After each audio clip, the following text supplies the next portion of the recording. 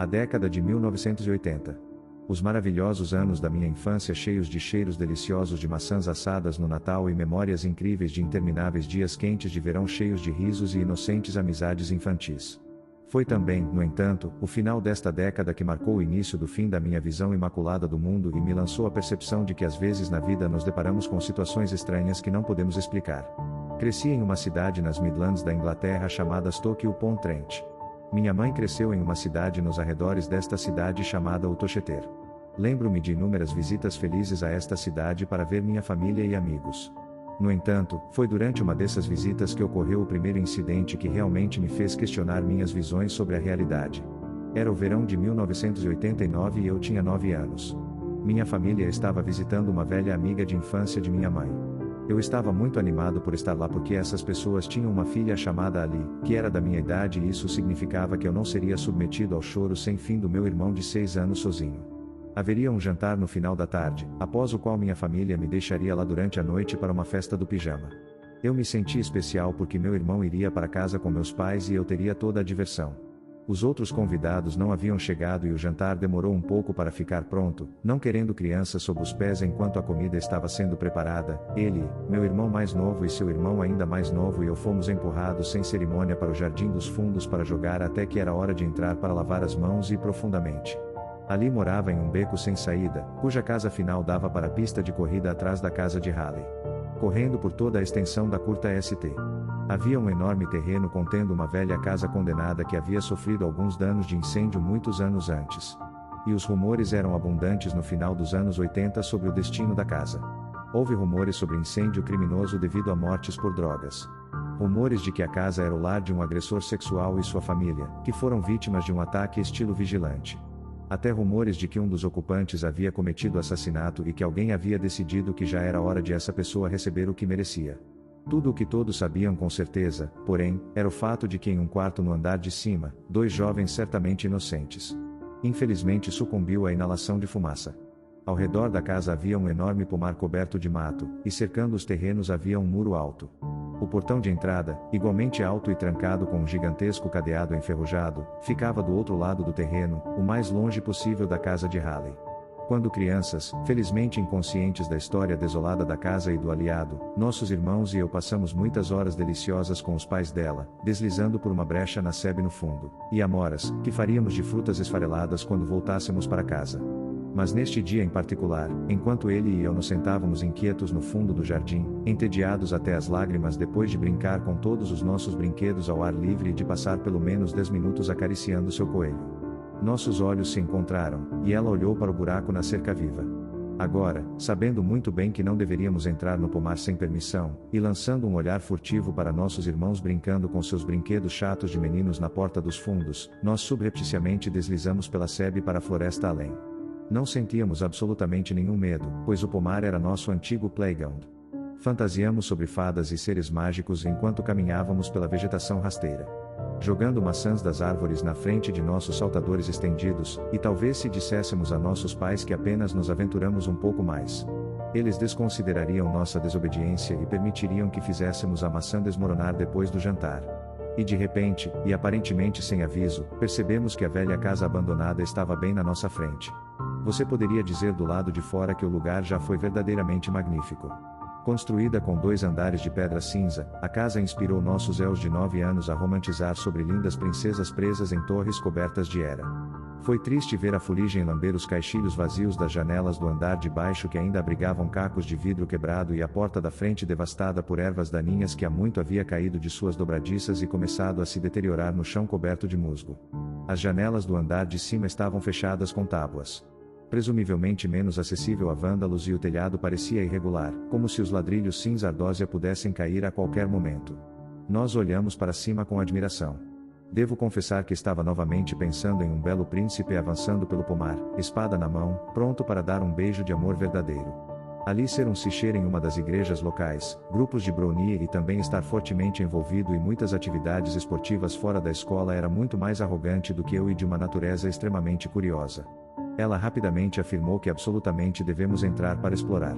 Hesitante por apenas um segundo, concordei, e marchamos bravamente em frente. Espiando pela moldura da porta dilapidada bem à nossa frente, pudemos ver um longo corredor com uma sala grande e bem iluminada à esquerda. Olhando mais adiante no corredor, vimos várias outras portas que levavam à esquerda e o que parecia ser a cozinha no final. Mas era difícil dizer, pois o corredor realmente parecia muito longo, mais como um corredor. Havia uma escada larga à direita que obscurecia quaisquer portas possíveis naquele lado do corredor.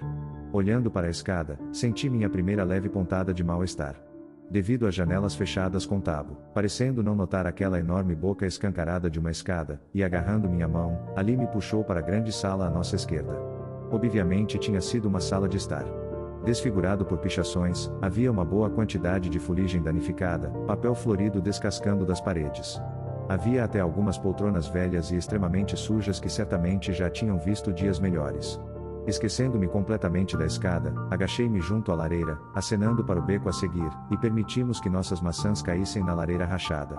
A luz magicamente salpicada da copa das árvores acima de nós fluía pela moldura vazia da janela. Parecia encantado, quase como se fadas reais pudessem realmente viver aqui. E então nos sentamos e conversamos por um bom tempo, rindo com nossa inocência infantil sobre um truque que pretendíamos pregar no irmão dela naquela noite. Ela tinha um conjunto de walkie-talkies e planejamos deixar debaixo da cama dele e sussurrar enquanto ele adormecesse para basicamente assustá-lo. Em retrospectiva, quero dizer que isso parece cruel, mas na época acreditávamos genuinamente que era terrivelmente engraçado. Mordi uma maçã e brincamos com a ideia de visitar os outros cômodos do andar térreo. Nós dois concordamos que não iríamos subir as escadas mesmo sendo tão jovens. Tivemos o bom senso de estar cientes de que a escada estava quase definitivamente instável após o incêndio, e não queríamos arriscar sabendo que nossos pais ficariam furiosos se algo acontecesse. Então me ocorreu, no entanto, que ela também pode ter notado a escuridão antinatural e o silêncio da escada quando entramos na casa, e não sentia vontade de bisbilhotar em lugares que certamente não pareciam muito acolhedores. Enquanto nos sentávamos e ponderávamos, o som tornou-se aparente. Som de batida muito leve seguido pelo que parecia um ruído suave de arranhão. Parecia vir de fora da moldura da janela, ou da sala em que estávamos sentados. Nós congelamos, nossas cabeças girando para olhar para o buraco vazio. Ficamos assim pelo que pareceram 10 minutos, mas o que deve ter sido realisticamente apenas alguns segundos. Ao não ouvir mais nada, ele deu uma risadinha, o que me enervou. Afinal, eles podem tê-la ouvido, mas depois me censurei por ser um bebê. No entanto, percebi como tínhamos sido tolos em nos esgueirar para o pomar sabendo que havíamos saído do jardim. Não houve mais sons e de repente tudo ficou muito quieto. Você ouviu isso? Não, eu assobiei. Ali deu de ombros, afirmando que acreditava que provavelmente era um dos gatos do vizinho, ou mesmo apenas o vento soprando um galho de árvore contra a moldura vazia da janela.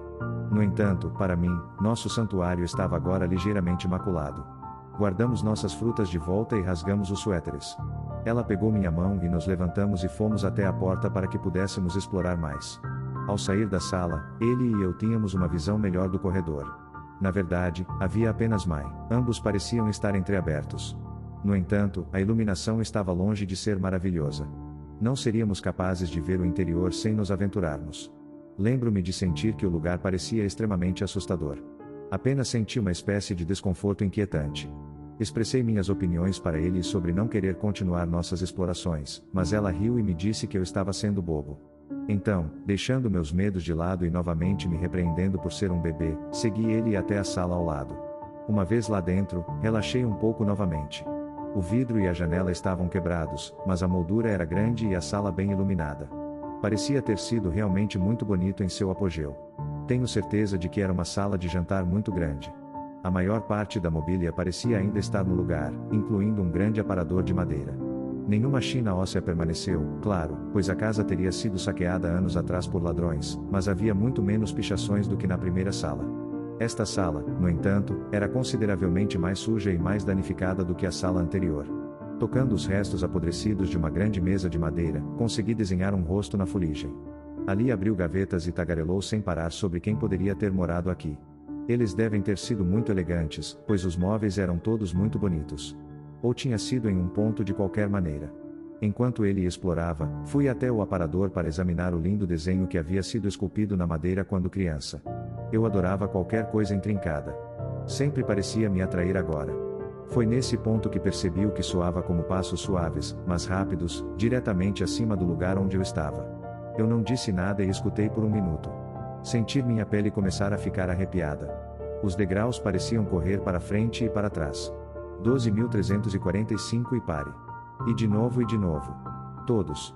Você ouviu isso? Eu sussurrei, apontando para o teto acima. Os movimentos de Ellie diminuíram e ela olhou para cima, seguindo meus olhos para o teto. Silêncio. O som se foi tão repentinamente quanto havia começado. E, mais uma vez, Ali riu de mim e disse que eu era um covarde e então deveria ser mais corajoso.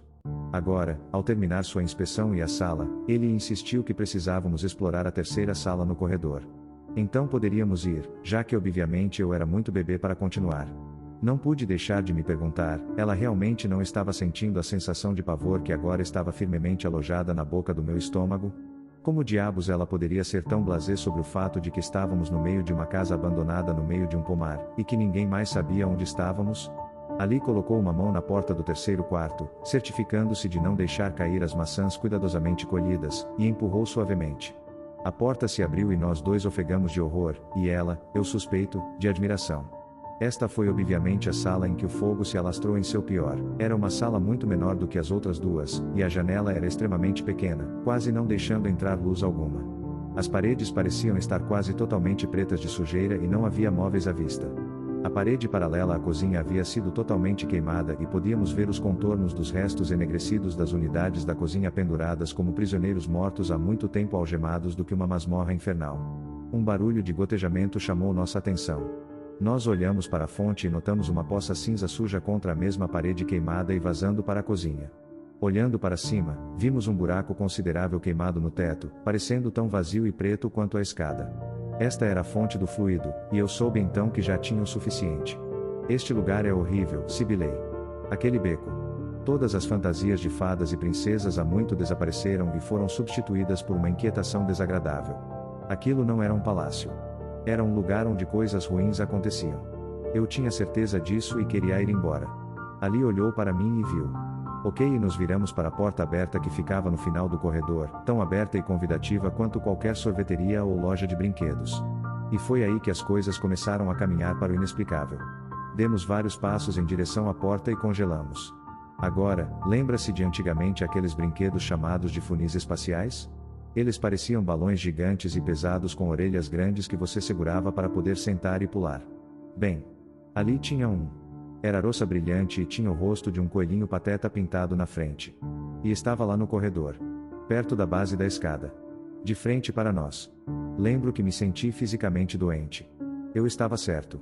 Alguém estava lá. Mas quem diabos poderia ser? Oh, como fomos tolos por simplesmente desaparecer assim. Será que nossos irmãos nos viram entrando furtivamente no pomar e decidiram pregar uma peça em nós semelhante à que planejamos fazer com o irmão de Eli?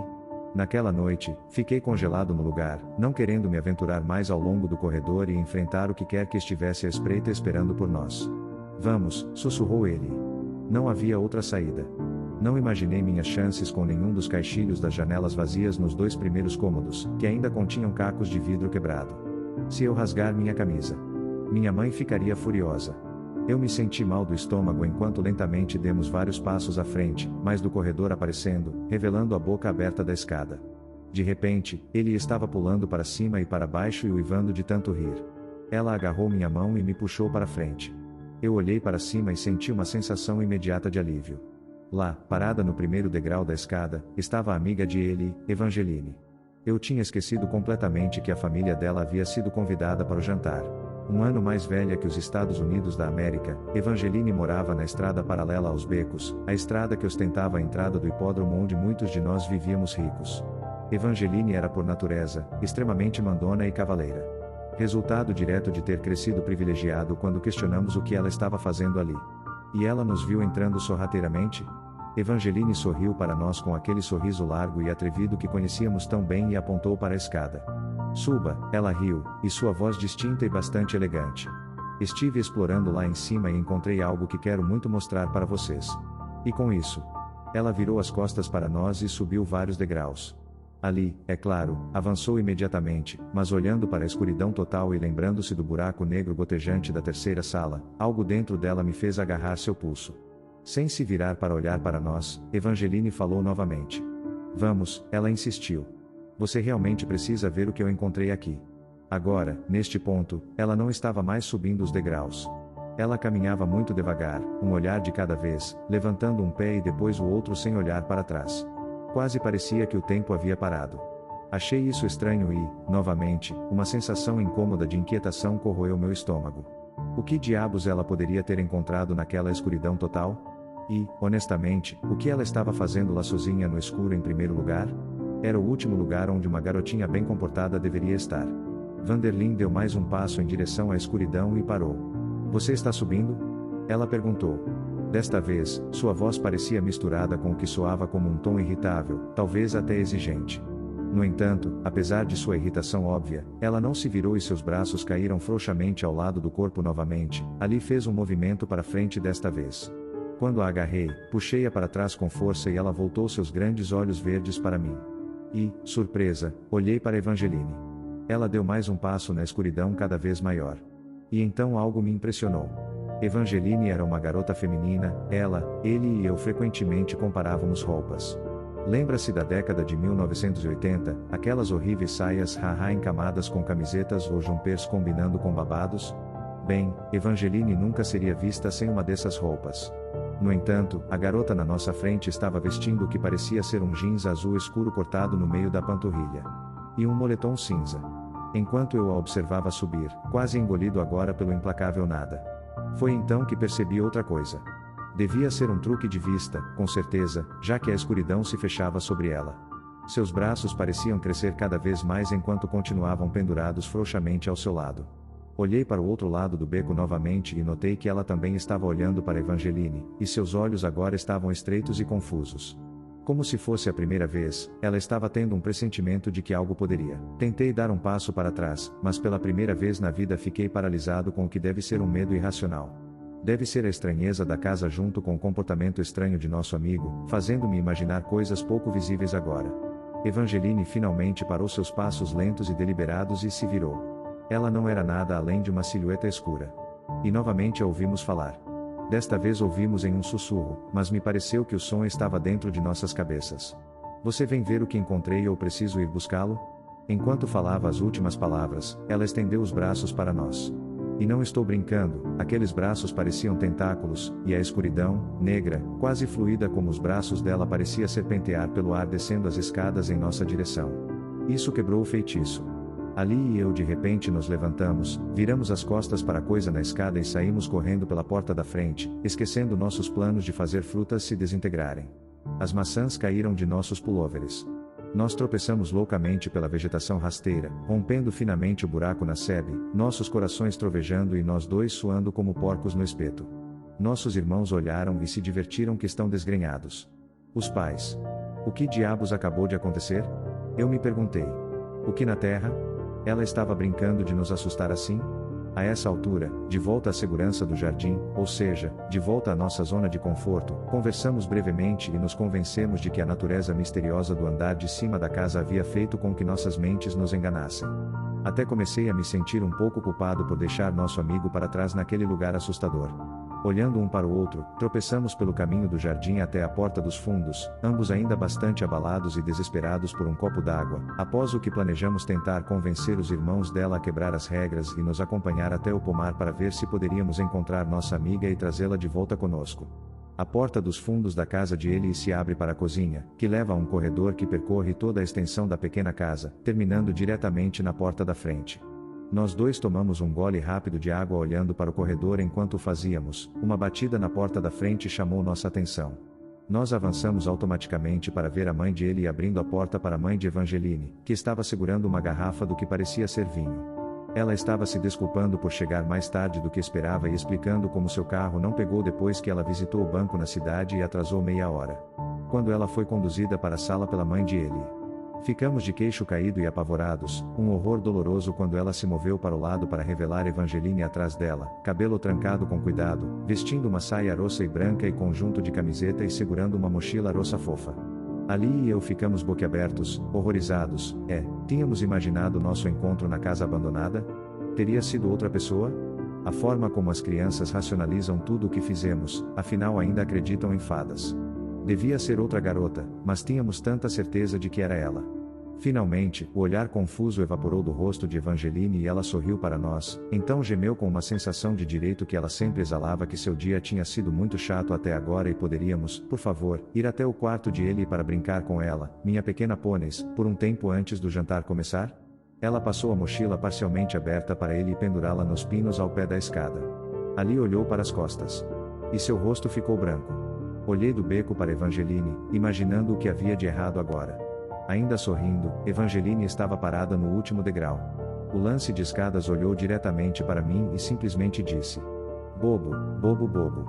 Enquanto Ali largava a mochila com repulsa, derramando seu conteúdo de frutas no chão do corredor. "Você deixou suas maçãs para trás", continuou Evangeline, com os olhos brilhando perversamente. "Como você seria capaz de fazer crumbles sem eles agora? Vocês dois estão subindo?"